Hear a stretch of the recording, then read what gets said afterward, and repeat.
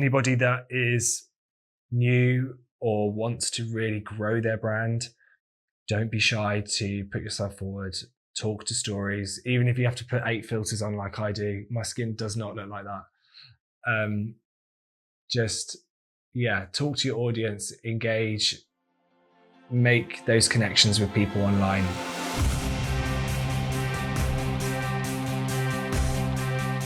Welcome to that Wedding Videographer podcast. I'm Danny. And I'm Jace, and we have a very exciting episode for you once again because we've got someone else joining us. We do. We have Mr. Russell Kent Nicholls. How are you, Russell? I'm very well, thank you. How are you guys? We are good. We are good. We are very good. I'm not going to lie, I was a little bit hungover yesterday. I was dying. Happy birthday, Danny, for the weekend. Yes. Yeah, thank you very much. So it's like it's the annual 3 days in a row of birthdays, because it's like Frankie's birthday is on the 3rd of May, I'm the 4th of May, and then my little nephew's on the 5th of May.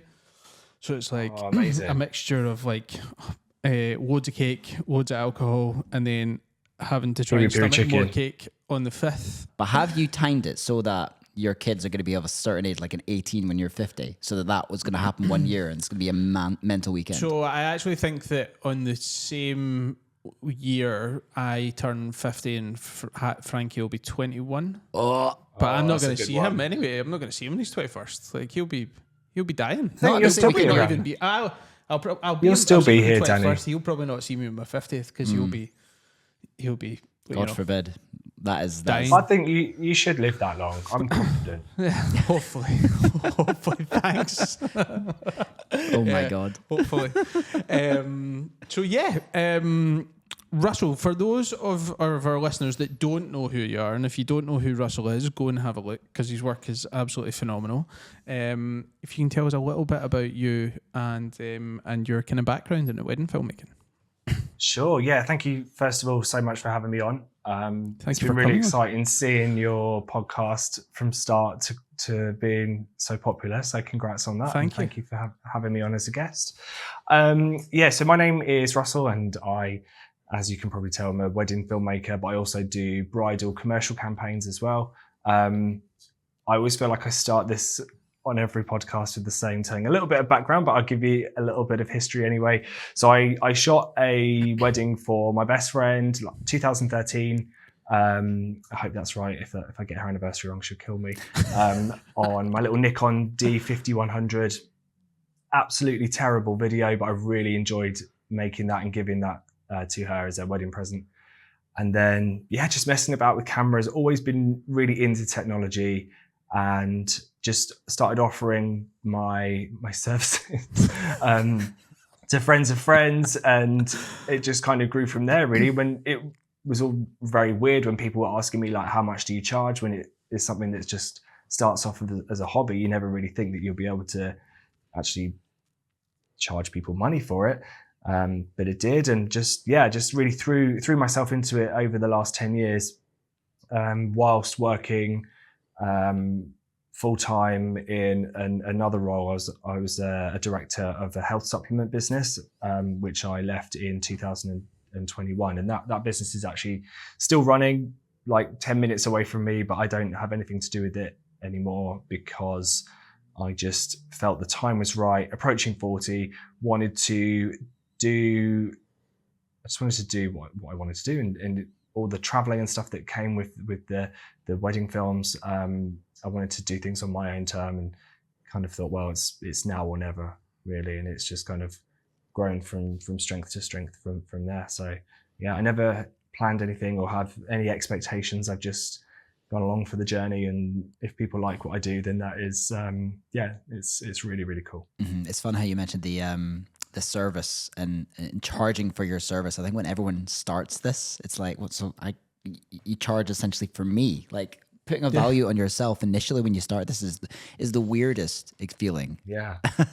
I mean, don't get me wrong, it is not easy by any stretch, and especially when your prices increase, you think, well, I need to be offering X amount of cameras, audio's got to be perfect, this has got to be done, got to shoot and log.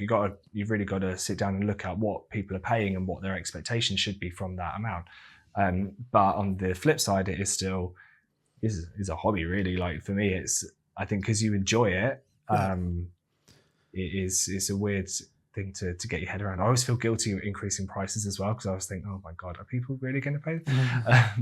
But yeah, they do. I think if you are passionate about it like you guys are, and you know that this business is part of your identity and you love it, then you will always find the way to put maximum effort in and make sure your clients are happy. So yeah, it's been really really good fun. Yeah, it is funny that what you mentioned, because you I think you almost do feel a little bit weird and a little bit guilty sometimes, because you actually enjoy your job so much. Because if I think about what I was like before, there's only the previous job that I left actually was probably the one job in the kind of like the corporate world that I really, really loved. But I know probably after working there maybe for, I don't know, like 5-6 years or whatever, I'd be like, right, need something new, you know? And that is generally the case for most people. Most people do not like love going to their work, and for a lot of people it's a bit of a dread. But I think we are so lucky in this kind of creative space that you kind of bounce out of bed in the morning, don't you? Like, it's, you know, you're going to all these different new locations and, you know, new venues and stuff, and meeting new people. I think is another big point, because I think that's a common theme amongst most creatives, that we're all people feels a bit weird sometimes, like enjoying your job so much. People must just look at us and go, I hate them. Why are they so happy? So the friend that I did the wedding film for, Lauren, she literally thinks, she knows I work hard, but we do joke that I basically don't do anything for a living. She's just jealous. Yeah. I mean, I do stay in bed for like 5 months of the year, and it is great.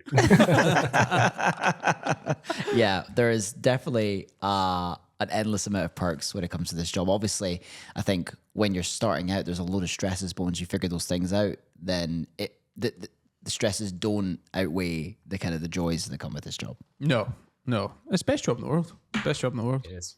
And I still get nervous. You know, people say like, "Oh, do you get nervous?" But yeah, every time I'm going to the venue on the morning of a wedding, I'm running through my kit list in my head, thinking, because there's a lot to remember, a lot to charge, a lot to format. Yeah. With live events, there is no guarantee that it's going to go the way you think it is. And I think if you're, you know, destined to do a good job, you're going to worry about it, because you want to do things right. But you never know if things are going to, you know, you're going to have the right positioning for your tripod during the ceremony. Are your mics going to turn on, or I don't know. There's all these things. But luckily, if you can think of the worst case scenario and prepare, it's just a lot of overthinking, really, and most of the time. Yeah, I think every wedding videographer has this. But what's your recurring nightmare? I haven't pressed record on the tripod during ceremony. So yeah, that is the worst thing. Yeah, I had one last night. Oh no, for the very, very first time. First time. You lucky bastard. First time. But it was one of those dreams that, you know, like when you're kind of like you're half awake and half asleep kind of thing. So yeah. But you don't know if it's real or not, then, do you? So I was kind of like, I was so disorientated, because I kind of like woke up halfway through and I was like, what the fuck? Like, what's going on? But like, I don't know why, but the ceremony had just started and I didn't have any tripods up and I didn't have any cameras in place. So I'm like down at the very bottom of the aisle, and this is like, I was looking, I don't know, there was a clock somewhere that was ticking, and it was like as if something had been recording it. It was at like 20 minutes, and I'm like, the cameras aren't set up.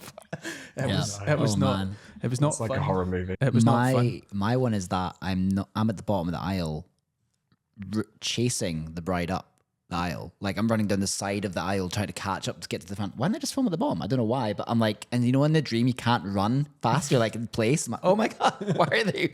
They're just walking. Why are they going so much faster than me? That's the one I have all the time, and they're horrible. Yeah, it's not fun, because it's like this state of like helplessness. Yeah, you can't do anything. Just need to watch it collapse in front of you.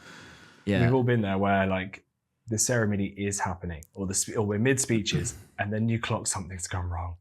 You can't do anything about it, so you are trapped. Like, you've got cement shoes on, sweating profusely, thinking, I really hope I can resolve this. Quite a lot of the time, fix it in post. Let's just chat a wee bit about your films, because you know, I'm obviously a big fan. we chat quite often, and I think I said in a previous podcast, I've done a couple of mentoring sessions with you, which is great. But a lot of it is just like from when I first kind of came across your work and was like, holy shit. Like it's phenomenal. Because I remember we were talking about this actually, and it was the one that you done at Brigadoon. Yes. That one. Yeah. We were Catherine like, and JJ. Did that put me on the Scottish map? Well, that's when I was like, who the fuck is this? who is this guy? Coming in on our turf, and I'm like, I've never seen Brigadoon look so fucking sexy. It looked amazing. Honestly, and then that's when I did a deep dive, and I'm like, okay, he's in England, it's fine, we're good, we're sorry. But no, that was amazing. And what I loved about it is I hadn't seen Brigadoon look as good as had it been shot a different way. So you definitely go about your cinematography in a non-traditional way, and I think we're curious about where you get your inspiration from, like where are your ideas for cinematography coming from? I think I've probably said this like a million times, but I'm so in awe of the US market. Mm-hmm. Like, to me, the way I just remember spending hours and hours on YouTube, and I was trying to figure it out, and I was trying to figure out what makes the look of why do some videos look like what they do. I could not work it out. I was thinking, do I need to buy this Canon lens? Is it Canon lenses? It used to really puzzle me, and I would ask the filmmakers like, oh, what lens did you use? What this, what that? Because I was thinking some of it is going to give me the answers of how I can make my stuff look like that. I couldn't even describe to you what I wanted it to look like. I think it was the motion blur, so maybe shutter speed. Yeah. Which obviously comes from using ND filters and not cranking the shutter. So now, like, that is one of my big bugbears. If I see a confetti throw with a shutter at 5,000, I can spot that a mile off, and that ruins it for me. I think it was just nailing down all of those settings. So shooting in log, obviously making things look like high dynamic range as possible. Shooting at f2 to f2.8, so like shooting mostly wide open where you can. Mm-hmm. Working with light and shade, making sure that, especially for the brides, making sure that things are flattering. I think it's a skill to be able to work with people and know what's flattering when it comes to posing, and also selecting which bits you're going to use in the edit. So quite often I'll be like, oh, I know that they're not going to like that section, I'll cut that bit out and just stick with what I think make them look nice. And a tip that I actually do is I always ask people, do they have a preferred side of their face? And they go, oh, I don't know. And I say, okay, well, when you take a selfie, which side do you do it on? And they go, oh yeah, that side's okay, right, cool. And that, just little things like that help me, I guess, because I know that because I'm extremely self-critical and self-conscious about my looks, that if I was in the same boat, I'd appreciate little things like that in terms of loving yourself. So mixture, really looking at the style was the gimbal movements. I love, as much as I have tried to get on board with handheld, I don't think it's for me. I love the way that gimbals can like drift almost like a dream state, but at the same time, when you need to, you can obviously lock them off and do the handheld looking stuff. It was a mixture of slow motion, real-time motion, the correct shutter speed, shooting in log, color grading, and just making things look as visually appealing as they could, and putting that all together with relatively fast cuts, I think was what the direction that I wanted to go down. I will always be inspired by the US market. I think also the confidence that American clients have in terms of, they're not shy like British people. Like they will do whatever you say. If you want to give them some prompts, they have great sounding voiceovers, in my opinion, and they love the British accent as well, I'm sure. But for me to edit an American speech or vowels, that psychologically to me makes it even more movie-like, because we associate the accent with Hollywood and stuff like that. And yeah, just, I don't know, just really bringing the energy and emotion together with beauty. That was really, really my goal. When I speak to a lot of the American wedding filmmakers, they're really so different. That this year I'm part of a couple of educational pieces with two different US filmmaking educational setups. I do struggle with giving advice in those groups, because I think things like the budgets, expectations, the venues, it's so different to what we have here. Because in my opinion, the majority of British couples are quite reserved, or they want something that's a little less hands-on. So it's just about understanding the client and knowing how far you go in terms of prompts and setting up. Sometimes at weddings I literally don't get involved in anything. I really just read the room. Whereas a lot of other couples are like, tell us what to do. You honestly just do whatever you want. And in my booking process now, I've actually got a questionnaire about that, like, how hands-on do you want me to be? And they like pick, like, I trust you, or I'd rather let things flow naturally, and to really try and gauge that before the wedding day so that I always get it right. Yeah, I think that's really good to have in questionnaires what their expectations of you are, because sometimes we often just ask like about suppliers, but if you're doing a service for someone, it's so important to understand what service do they expect from you. And I think, hearing that is something I absolutely really need to be doing more of. So that's really good. Yeah, because I think it also, like, I guess it depends on how you portray the brand and stuff like that as well. So I guess if you're portraying the brand as, you know, we're very, very fly on the wall, then I guess that is probably going to be their expectation. But you are almost like the opposite of that, and you kind of like lean into that to basically say that, you know, if you want I think you made quite a funny video on it at one point probably, but if you want like a fly on the wall videographer, I'm not the person for you kind of thing. Because you are so involved. I am, but at the same time, like I think it really varies. And obviously you guys haven't seen me yet at like how I am actually at a wedding in front of people. I think it's very much read the room, gauge the energy. Definitely, yeah. And thinking back about that reel, I think, maybe people might think I'm a bit over the top, because actually I'm not like that unless the energy dictates that. And if it's a cool crowd and they need that kind of hype team, I can give it. If not, I'm happy to be to like serve softly.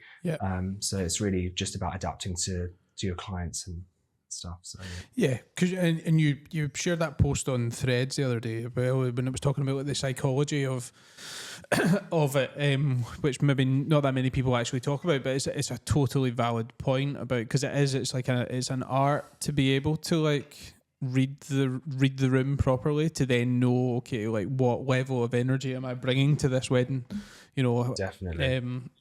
Which some people are definitely a lot better at than others. You just can't go in guns blazing if people will be completely thrown the other way.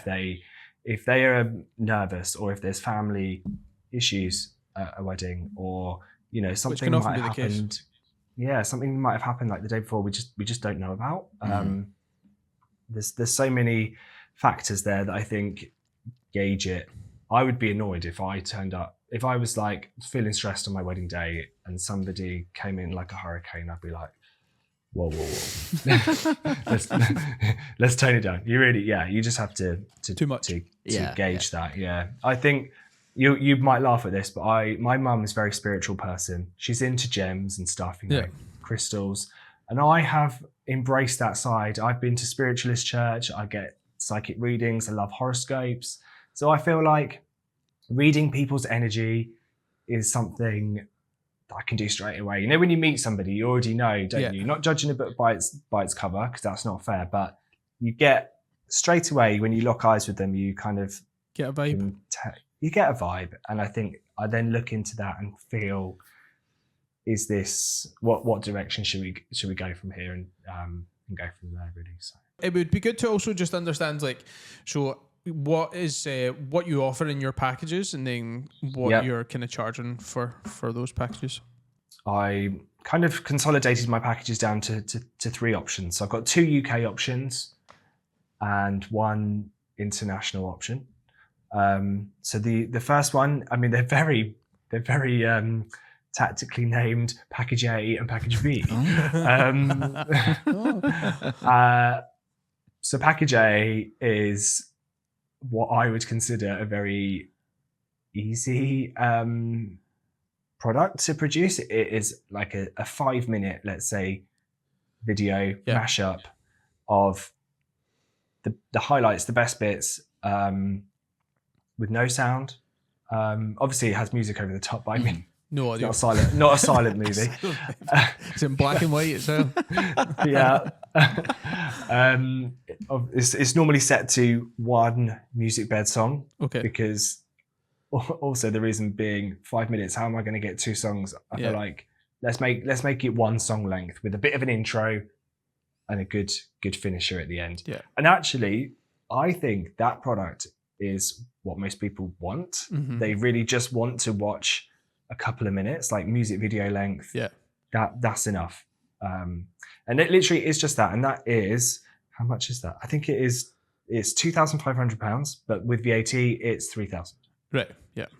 And then, they don't get speeches, ceremony. Although I do record that, it's all like 1 camera. Yeah. And I can be a bit more flexible actually during the ceremony because I'm not delivering that in full as 1 long video. I can move around. I can stop recording and go and get in close without thinking, oh shit, I'm standing in my camera view from the other angle, or that must be quite freeing actually. Oh, it's lovely. If someone books a Package A, I'm like, fantastic. And the upside of that is I can deliver that within a day. It's easy and it's fun. So just on that, sorry. So you wouldn't set up another camera on a tripod at all, even just as a potential upsell later on? No. No. Mm-hmm. Can't be bothered. Do you know what the clients are aware of this, by the way. It's not that I just can't be asked. I just what I'm providing in that package as well is also, from my perspective, very carefree. Like I don't have to worry about, oh my God, there's another tripod that I've got to go and do, and this and I guess the benefit of introducing that package for me is I can take 1 bag and have fun with it. But still, the client is none the wiser, I guess, because that's what they wanted in the first place. So do you find your clients are coming with the expectation that they're not actually too interested in the ceremony or the speeches from the offset, or are you kind of, how are you educating them with like, by the way, if you choose this, we will not have that? I think it does ultimately come down to budget as well. So another psychological aspect of introducing that package was that when people open my brochure, they don't go, oh, holy shit, that's expensive. They've got they see the cheaper, they see the cheaper option first and they go, okay. And then they keep scrolling and they go, well, actually, now when I compare Package B to Package A, Package B seems better value and I don't want to miss out on anything. So I'm going to go for Package B, because to be honest, nobody goes for that Package A. People only want the everything package, which is Package B. Package B, which contains a 15-minute highlight film. It contains a 1 to 2 minute teaser trailer. It contains the ceremony from 2 cameras, and from start to finish, it contains the speeches from 2 cameras as well.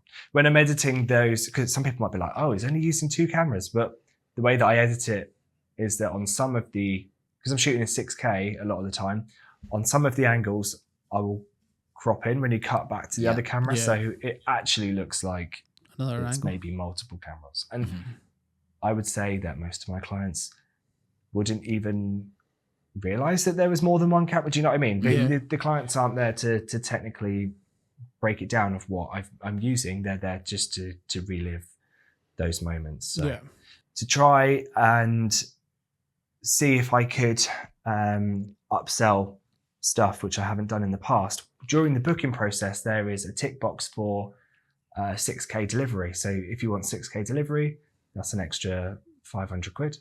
If you want a vertical teaser trailer for a reel or TikTok or whatever, £150. If you want additional hours, because I limit myself now to 10 hours, whereas before it was kind of unlimited. But I found that I got stuck at places until midnight because I was being too polite to stay for things that really were not worth waiting around for 3 hours. No. In my opinion. So yeah, just adding on a few extra things. So package B is £4,000 plus VAT makes it 4,800. Then the extras, people do tick those. So looking average about 5,200 for a UK wedding. Do you remember what your first package was? Yeah, I was charging 600 quid. What did you get for that? Not much different from what I mean, get now. I was like 600 quid, but you got everything, absolutely everything. Because I was just so scared of rejection. I'm like, they must want everything for this. But that made it so hard to transition into it. But yeah, it's funny how you go. How quick did you raise that up? Like, did you stick at that for a while? It went 600, 750, 1,100, 1,500, 2,000. I was like, whoa, pushing it now. Then 2.5, and then I was like, maybe I need to introduce like a cheaper one. So that was when package A came in at like 1,800. So it was 1,800 and 2,500. Let's be real. Delivering your wedding films by USB, that's outdated. We use VidFlow, the sleekest platform for delivering your wedding films. It makes your couples feel like they've got their own private Netflix. Plus, with their white labeling service, you can customize everything from the branding to your own custom domain to make it super personal. Want to wow your clients? Use the code TWVP10 for 10% off any of the pro plans, including the white label service. Head on over to vidflow.co and level up your wedding film delivery experience. Let's talk about backlog. Editing piles up fast and it's overwhelming. That's why we use brideandgroom.video, a wedding film editing service that creates stunning wedding films faster without compromising on quality. They match your unique style, so you still feel like you've made them. And the process is super simple. Use the code TWVP75 to get £75 off your first order and try out their service. Clear your backlog and grow your business. Visit brideandgroom.video today. Hasta la vista, backlog. Cool. So I wanted to talk a little bit about the kit bag and stuff, because you're a Panasonic ambassador. You For now. For now. Stay with us. Stay with us. Yes. And you have been flying the flag for us Pana users, because there's not that many of us. However, your main camera isn't Panasonic. We'll get to that, Russell. Right. Jason. We'll get to that. We'll get to that. So you have. It'd be good to just chat through like what you bring to a wedding now, because I know that has evolved over time. Yeah, so I feel like I've slimmed down my kit quite a lot, because I do think that it's quite easy to take a lot of stuff with you that actually you never really use. Do you remember I bought a headband with a bloody torch on it? Never used it. I did wonder, to be fair. I recently bought a new backpack. Once and it was low light. And you just think, right, torch everywhere. Fuck, didn't bring it doing that one time. It was pitch black. I need to buy a head torch. How deep is your bag? It's like Mary Poppins, literally bringing out everything. But yeah, now I put everything in a backpack. So that is my lenses, camera body, like the S5 II. I take pretty much all my lenses, so be 85, 35, 50 primes, and then a 28 to 70 Sigma f2.8, which I use for ceremonies because it just gives you that versatility when you pop the tripod up. Massive tripod. I don't know, is it behind me? Yeah, massive tripod. Yeah. That tripod is so good. It goes up like 2 meters tall, so high that I can't even touch the screen once it's recording. Yeah. But I just found that was great, because quite often I'll set the tripod up and be like, yeah, happy with that. And then look at it back and it's just the back of people's bloody heads. Mm-hmm. Yeah. So this time I'm going up and over the top of people during the ceremony to try and capture groom reaction, if that's a possibility. But yeah, lenses, batteries, so audio-wise, DJI mic, and the Rode Wireless Go 2. Both of those obviously got internal recording for any whoopsies. Main camera is DJI Ronin 4D, the 8K version. I don't shoot in 8K, I shoot in 4K. But I just, you know me, I get itchy feet with equipment, and I have to have the latest thing. But yeah, that's great. The good thing about that was that you could literally just swap the head over. Yeah. So whilst the camera retails like total for like 12,000, I just for me the upgrade was about 2,000. Right. Because you just swap the head over. And I have used 8K a few times on commercial shoots just to be able to zoom in and reframe when delivering reels. So there is a benefit to it there. Mm-hmm. That camera is unbelievable. I don't know anyone else that films on it. I don't know if there's anyone else in the UK that is using it as their main camera. I'm sure there is, but it's unbelievable. There's a couple of people, yeah. Do you find it? It looks so different to every other camera out there. Like, what was it like adapting to a camera like that? Oh, awful. Do you know what? I was an early adopter, and it came and I absolutely hated it. I hated the picture. It was so noisy, the image. It was just a big white elephant. And I tried to sell it. I tried to sell it to a rental shop. And I was like, hey guys, I don't know if you do this, but I've got this camera and I really hate it and I can't send it back. They said, no, sorry, we just don't do that. So I thought, shite, I'm stuck with it. So I played around with it, and because it's got interchangeable mounts, I changed it from a DL mount, which is the default DJI mount that it comes with. But then you're only limited to a very small selection of DJI lenses that are f2.8 and pretty much designed for the Inspire series drones. Swapped it to the Sony E mount and tried some Samyang lenses. I just felt there's something wrong with the E mount, like it was still noisy and weird. Then DJI joined the L mount alliance, and all of the problems were solved.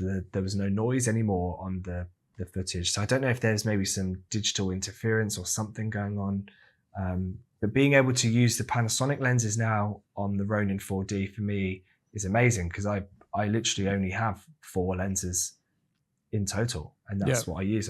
I just work out what's going on at what part of the day, and it's fantastic. I do think that having such a big camera it's definitely not done my body any favors. Like I feel like excuse me, hiccup. I'm going to the chiropractor tomorrow. I've spent over £900 at the bloody chiropractor trying to fix the Ronin induced spinal curvature. But yeah, do you know what? I love it. It's great fun. And the other thing that shouldn't matter, because I do believe gear is not a pissing contest. Like it's not. You use whatever you can get the best results with. But when that camera comes out, because of the way that it looks, a lot of my clients, mostly the grooms, are like, oh yeah, like that's the camera that we've seen on your Instagram. It looks so cool. Like I've never seen. People remember it. Yeah. And it's definitely memorable. Yeah, from a USP side, I feel like that has been a benefit as well. Mm-hmm. Yeah. So are you using that like during the ceremony? All day. Yeah. Every day. So what? So you've got like your tripod set up for the ceremony and for the speeches, and then what? You just roam about with it. Yeah. So for example, during the ceremony, I always shoot the ceremony on the Ronin 4D with a 50, the Lumix 51.8. I just think 50 for me is flexible enough that if you are trapped in the corner or stuck in a tight space, you're not so buggered as if you chosen an 85. And I think 35 for me is just a tad too wide. I think the intimacy of a ceremony, you need that compression and that field of view from a 50. And then on the tripod, I'll have the S5 II, usually with a Sigma 28 to 70 or an 85 if I need a little bit more reach. That may be locked off on manual focus, or I will use, now that the firmware has been updated with better autofocus again. Oh, it's so good, that update. Yeah, it worked a treat on my last wedding. I was like, yes, it actually stuck to the face I wanted, which was great. If only Lumix users will understand. Yeah. Welcome to 2024, Panasonic. The journey that we've been on. Yeah. Oh my God. Yeah. And then I have the two, and I never say to the photographer, like, don't get in my way, because I don't really care. Don't you know who I am? Don't mess. No, honestly, I say, like, you do what you need to do. It's not my place to say you can't stand there. That secondary camera on the tripod really is just for emergencies. Backup. So I try with the Ronin 4D. In my mind, I think I need to nail this from start to finish on this camera and cut to the other one if I need to, because that's going to be the money shots are going to be on the A cam, let's say. So manual focus coming down the aisle quite a lot of the time, always terrifying. Ready just to click this little button on the back of the grip to re-engage the autofocus at exactly the right moment. Okay. Trying to is work the out. autofocus, like, is that a little bit temperamental kind of thing, or? It's good, but not very good if anybody gets in the way, because obviously it's a LiDAR based system. Mm-hmm. So if anything passes it, you need to be anticipating that with your right middle finger. Click, disengage. Yeah, click, re-engage it. Yeah. The only thing is when you turn it off and then re-engage, there is a slight like confirmation hunt. It will be like snap, and so I try and cut those bits out in the edit, because I don't think a client would notice, but yeah, you want it perfect. I love it. And then for the speeches, same setup really, but I will most likely use an 85 1.8 on the Ronin 4D, really concentrating on the person speaking. And the great thing about shooting speeches on a gimbal is that you can, especially even more so in manual focus, is I can focus on the person that is speaking, then gradually drift down to, say, the couple, if they're stood at a top table, and just cinematically like transition between the two. Yeah. And if there is the possibility that they're going to mention somebody that's not sat on the top table, hold that sport button mode down, whip to the other side to where that person is, quickly manual focus, get their reaction, whip pan back to the person speaking, and then using that secondary angle on the tripod camera to cut those bits out. Yeah. Do you use any lighting? I take it with me. I hate using it. I don't think, again, going back to the difference between the US and the UK market, I feel like with the US, they expect multiple lighting setups. In the UK, people are just not expecting that. I feel like it does really throw a lot of people off, especially, giving a speech at a wedding is not the easiest thing. If you're nervous already, the last thing you want is to look like a deer in headlights with a light shining in your face. Yeah. So I kind of, I play it by ear on the day. I see how dark is it really, and how dark is it really that my client is going to think, oh, that looks a bit dark. Yeah. But at the same time, most people have chosen their venue for how it looks with their eyes, not how it's going to look with their video. So does it really matter? Do you not use lights for like the dancing either then? Sometimes, yeah. Some venues, I think I absolutely need that. Yeah. Some can be quite dark. Yeah, but I've had DJs tell me off and say, your light is killing the vibe. I've had that before. Yeah. I've had like a guest, like an older woman, go, can you turn those lights off, son? So that stayed with me, and I thought, I don't want stuff. It's more stuff to take down, and more stuff to get knocked over and broken. So I think I take it with me. I charge it up, and I've got the LED spotlights. If it needs it, I'll do it. But I will try to not disrupt any ambience. If the dance floor is bright pink because of the pink lights, then that's what the couple's going to remember it look like anyway. Yeah. So surely that's fair enough. More important. No, that's super interesting. We were talking about this the other day, and it's really cool just hearing everybody's different approach to delivering ultimately like a very similar product. There's like so many ways to 101 ways to skin a cat. you're going out with a DJI Ronin, 4D. Some people are going out with like 8 camera setups. Some people are going out with 1 camera all day. Some are doing 2.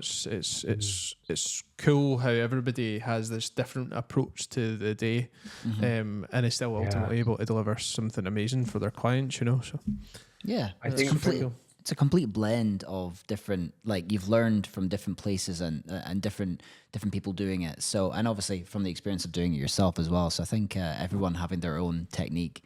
It's fun to kind of pick things apart. I have to admit, I really, really want to try that DJI camera. I think I'd love to. It would suit my style, I think, because I'm quite until you drop it. I wouldn't drop it. But I've seen you legging it with a gimbal before. I know. I'm There's a video of him literally like getting a guest to chase him.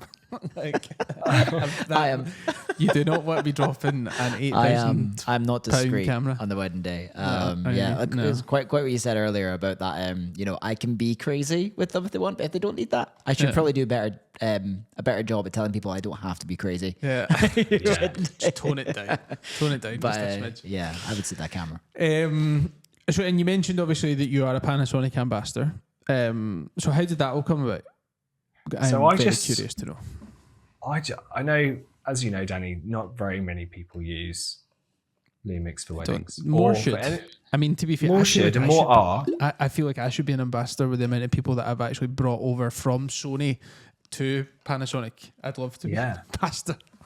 And I think now that we do have usable, reliable, and improving autofocus, I think it's definitely opened a lot of people's eyes, considering the value for money that you get and the feature sets. And I can only imagine, because I don't know, legitimately I don't know what's next, but I can only imagine what will be coming from Panasonic in a year's time or something. I feel like we're going to be like, right, finally, this is the camera that we've been waiting for. Yeah.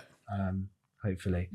But yeah, so the UK doesn't have a, let's say, an actual Lumix ambassador program, but there are, I guess, creators that have been taken under their wing for pre-releases and PR events and that type of stuff. And that really just came about from obviously being one of the few people doing weddings with Lumix back in 2019. But really just posting in the Facebook groups. And what you don't realize about all of these official groups is there are staff members lurking in the depths of those Facebook groups. So if you're proud of your work on the system that you're using, share it with others, even if they're going to troll you, because you never know that a staff member could reach out to you and be like, hey, we'd like to work with you, or can we use that for our social media platforms? Obviously tagging the brands and the products that you're using when posting on social media will help as well. And yeah, it just was able to work with them on a couple of things, like producing wedding content. And then 2 years in a row, I did the ad for this camera, the S5 II, and then before that, the S5, which was really good fun.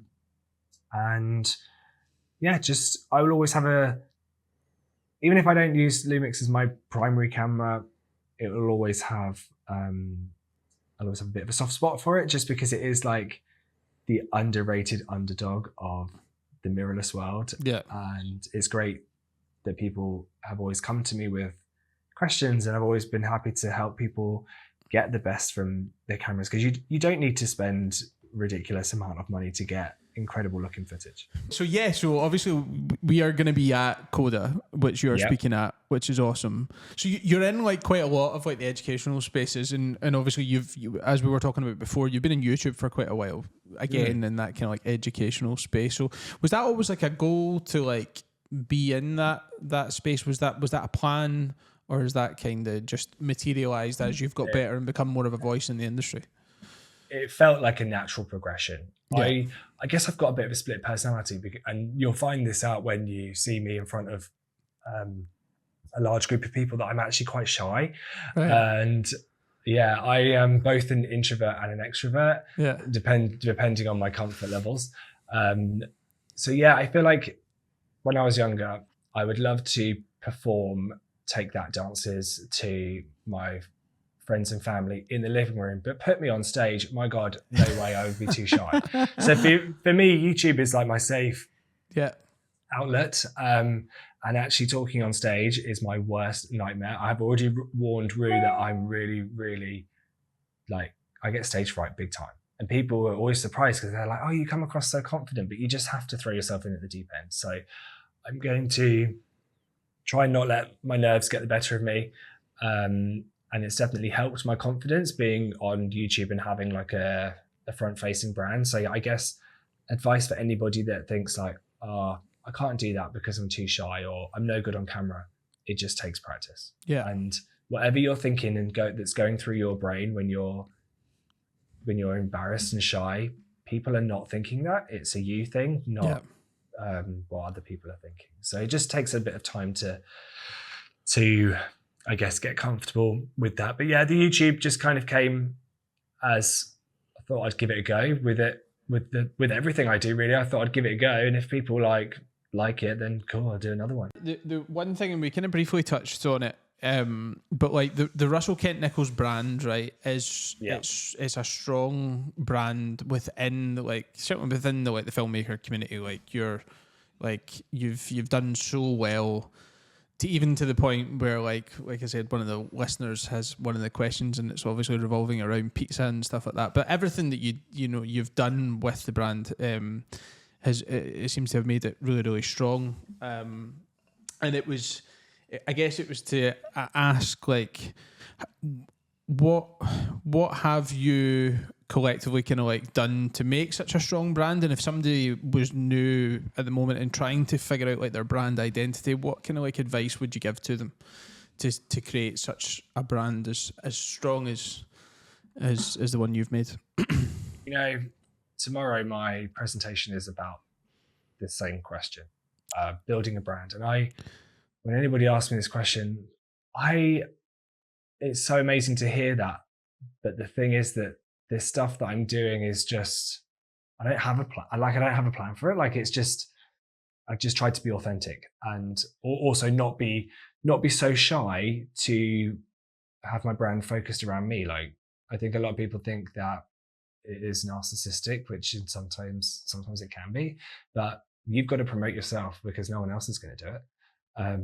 And just being authentic, having a side of comedy, I think, without being offensive directly to the public, but also combining that with quality and resources and value for money and the sharing of knowledge and collaboration and community, whilst keeping everything well presented, I think is important, because obviously your brand and your website is your shop front, and your perceived value of your brand is what your customers and industry peers see. And yeah, I think anybody that is new or wants to really grow their brand, don't be shy to put yourself forward, talk to stories, even if you have to put 8 filters on like I do. My skin does not look like that. Talk to your audience, engage, make those connections with people online, and just, you've got to commit a lot of time to it. That is the thing. It does take, it's not an easy process. It's a long game. Mm-hmm. I started off with 0 Instagram followers, like everybody. There was no magic bullet, the magic solution for anything, but just keep going, keep posting your best stuff, be polite to your industry peers and suppliers. There's so much to it, that just doing as much of the right thing. Like, I know that sounds really basic, but work as hard as you can to get your name out there. And yeah, I guess that's it. It's taken a long time, but I feel very fortunate that people have enjoyed the stuff I've had to say and the products that I put out there. And yeah, it's really, it's funny. I think it's funny to think that I'm going to be at Coda, stood in front of people that have downloaded my LUTs and had mentoring sessions with. I'm like, what the hell is going on, honestly? Yeah. Well, I mean, I'm one of those people. I've been using the Ferris wheel for pretty much since right back at the start when I first started, I think. And you've got like loads of different kind of like downloadable stuff that obviously that folk can use, like brochures and stuff. Again, I've got your brochure. The brochure's awesome. Yeah, it looks so good. Do you know what? A few people have sent me what they've done with the brochure, and people didn't really change it as much as I would have thought, like in terms of changing the colors and the layout. And I guess it's obviously good because people like what it looks like from by default. But yeah, it's so cool to see people adding their own videos and stuff in there. I'm like, oh, that looks good. Why didn't I think of that? So I've actually gone back and changed mine and been like, right, I'm going to add another video in here and change a few things. But the brochure templates have been really cool to see people's results with those, and then the final cut effects and the LUTs as well. The LUTs is obviously like the core of my business. I'm going to be showing people at Coda how I make them. Oh, so that'd be class. If you're thinking, I've always wanted to know that. Yeah, and I just thought there's a lot of these conferences and things that maybe people don't always come away. I don't want to just talk about me. I want to show practically this is the problem, this is the solution. Yeah. And do all of these things and you can do something similar. That is brilliant. That's great. Like, honestly, it goes right over my head when someone says I've made a lot, and I'm like, what? Like, can you send me it? I want to download that. Like absolutely. I think that's so valuable because it will allow people to really deep dive into their look, their style, if they know how to do it. So I know we could look it up, but having someone there to talk you through it, I think that's going to be really invaluable at the conference. So excited for that. Yeah, that's what I want people to come away from Coda with is whatever they'll be listening, and there'll be something that they'll go, do you know what? I could do something like that. Yeah. And that I want that to be a turning point for people because it's just not knowing where to start. And sometimes you need to hear, when I listen to podcasts about digital products and stuff, there might just be one sentence that makes me go, I didn't think of that. Yeah. I didn't think of that. And I'm going to not copy that, but that approach I like, and I feel like it would work for me. And that's kind of where I want to help people with at the conference as well, and actually have people be able to take notes and create themselves a passive income. But also I think it's really important as well that I'm going to show people how to create certain things, but you can't just go away and copy, you can't just go away and copy the exact same things because that's not good for you either. Yeah. You need to look at individuality. Yeah, you need to look at your own business about what do people like from you. Yeah. And then go from there. And I think that's where the LUTs came from originally, because people were like, oh, I really like what LUT did you use? And I thought, well, do you know what? There could be something here. Mm-hmm. Yeah. And they have done pretty well for you, kind of like business-wise, haven't they? Yeah, fantastic. Yeah. And so all the things that you kind of like have, as purchases for other filmmakers. So you've got the brochures, you've got the LUTs, you've mentioned the effects as well, which are really good. You've got like a Super 8 effect and the slow shutter dragon stuff, which I've kind of like played about with. I'm starting to like dabble in, so you might see someone on my page at some point. But is there anything else that you have?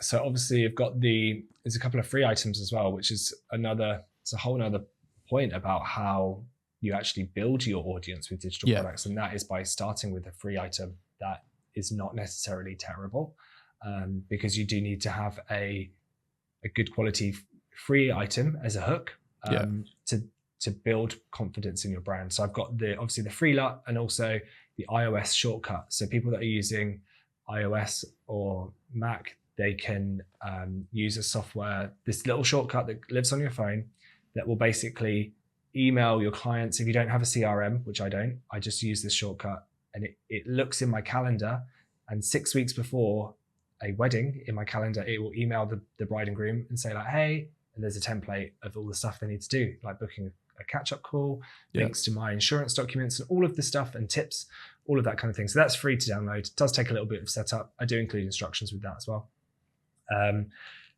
And what else? Mentoring sessions, obviously, I do a few of those. And I think for now, that is it. Never say never in terms of new things, but I don't want to just bring out stuff for the sake of bringing out new stuff. I want it to be stuff that people are actually going to use. Mm-hmm. People are begging me for courses and stuff, but I don't know. I feel like with courses, things in this industry change so quickly. Social media changes so quickly. Yeah.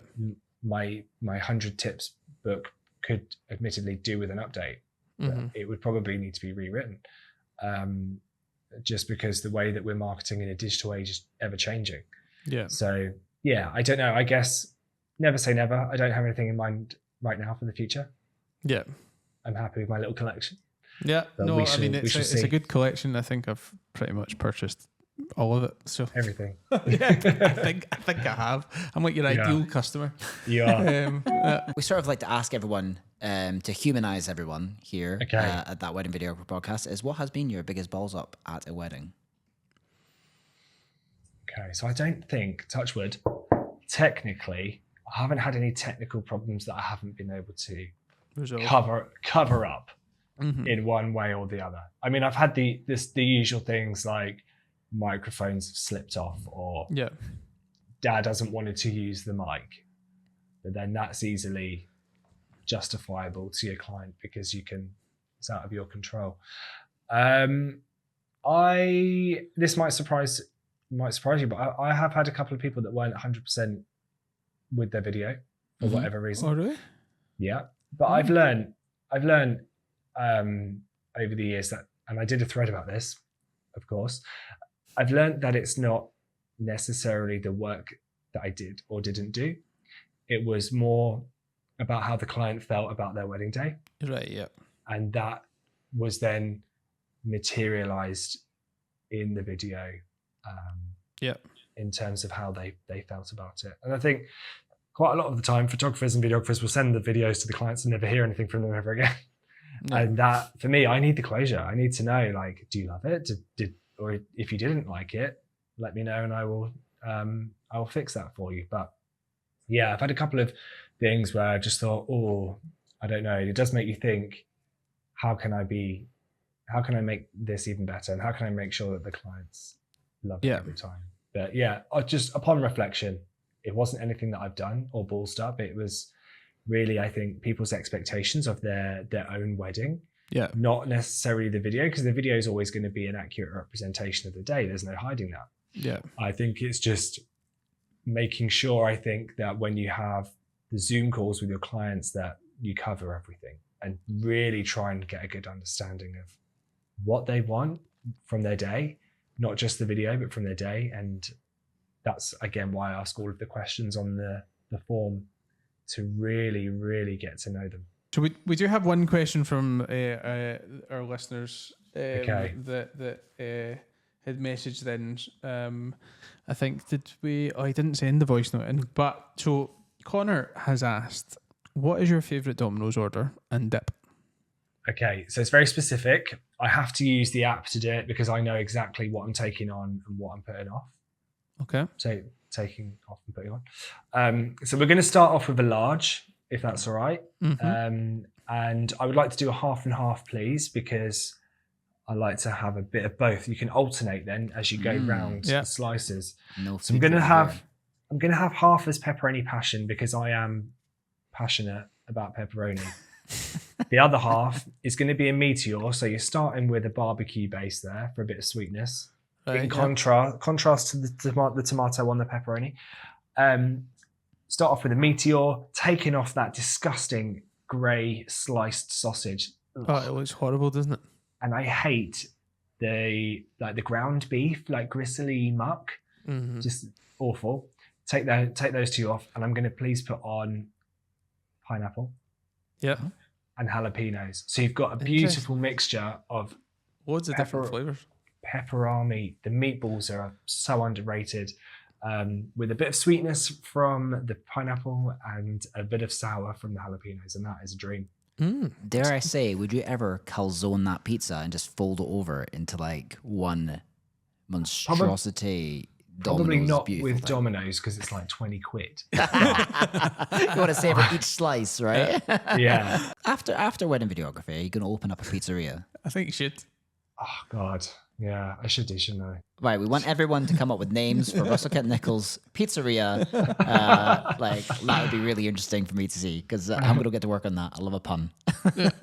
Russell, thank you so much for coming on the podcast today. It's been awesome getting to chat with you and just finding about how you work and everything. So it's been awesome. Thank you very much. Yeah, thank you so much for that. And of course, coming your way, Russell, for featuring on That Wedding Videographer podcast is a very exclusive That Wedding Videographer podcast bottle that you can use as a trophy. So please enjoy. You're giving me like a flashback to like a phone in on SMTV Live or something in the early 2000s. Yep.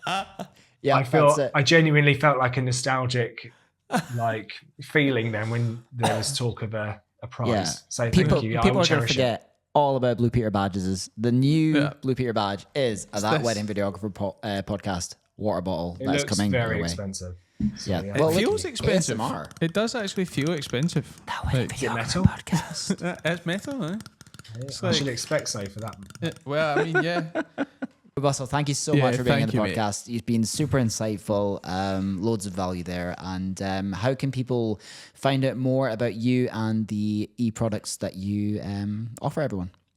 So yeah, my website, it's so funny because I never used to use my middle name. And now whenever people refer to me or whatever, they just use my full name all the time. So it's russellkentnichols.com.